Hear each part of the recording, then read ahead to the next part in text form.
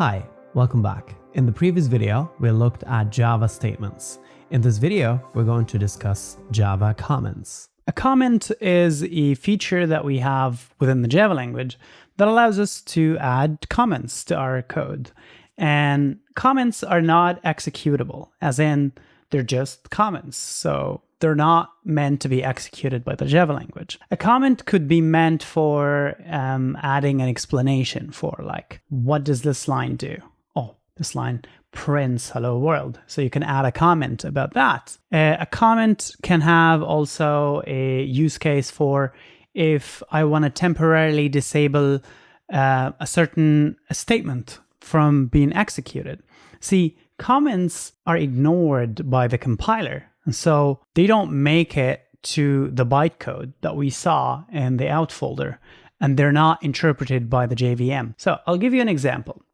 We have few types, maybe three, but we're going to cover two types of comments for now. And the first type is a single line comment. So the way to do a single line comment is by doing // and then anything that comes after is considered a comment, and it's not going to be executed. So I can write anything.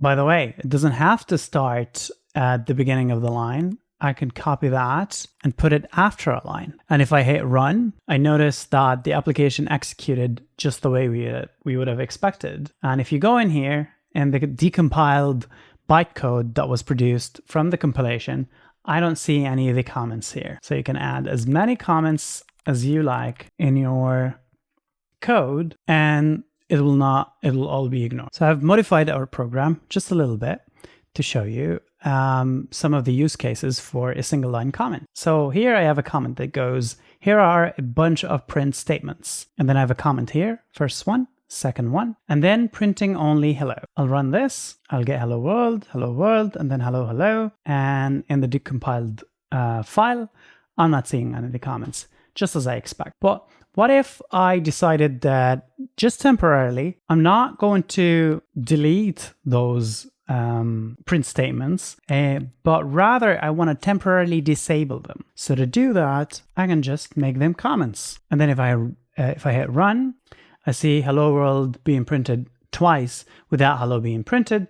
And if I go in here, I just see two print statements. So that's a very powerful use case for comments, as in sometimes you're not really interested in getting rid of the entire statement, but you just want to temporarily disable it to see what happens when you execute the file, for instance, or for any other reason. All right, now let's move on to multi-line comments. You're adding a comment, and let's add a comment here, hello, and then you want to move on to the next line. Well, you can't just start typing random stuff because the compiler will expect actual code in there.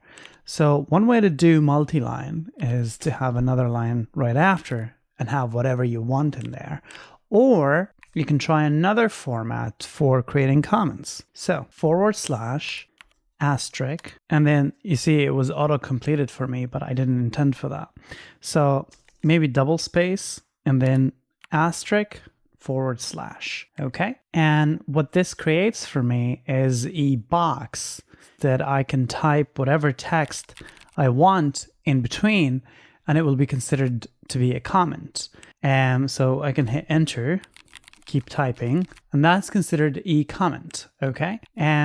So instead of gibberish, let me write, this is a multi-line comment. Another use case would be, so I was trying to comment out these two. By the way, if you're on Mac and you hit Command and /, if you're on Windows, you may find your respective shortcut. It will automatically comment a line. And if it's a comment already and you hit that shortcut again, it's going to uncomment that line.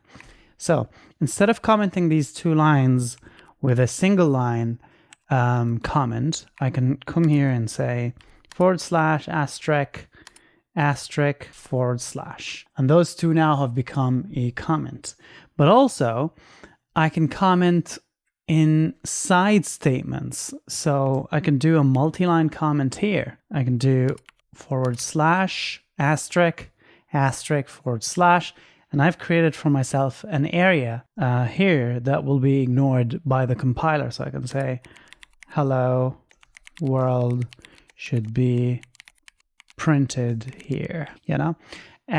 Something I can't really do with a single line comment because it's going to consider everything past it towards the end of the line to be a comment, except for if we remember how we could have as many white spaces as we like between the parentheses and the double quotation here. So I can do something like that.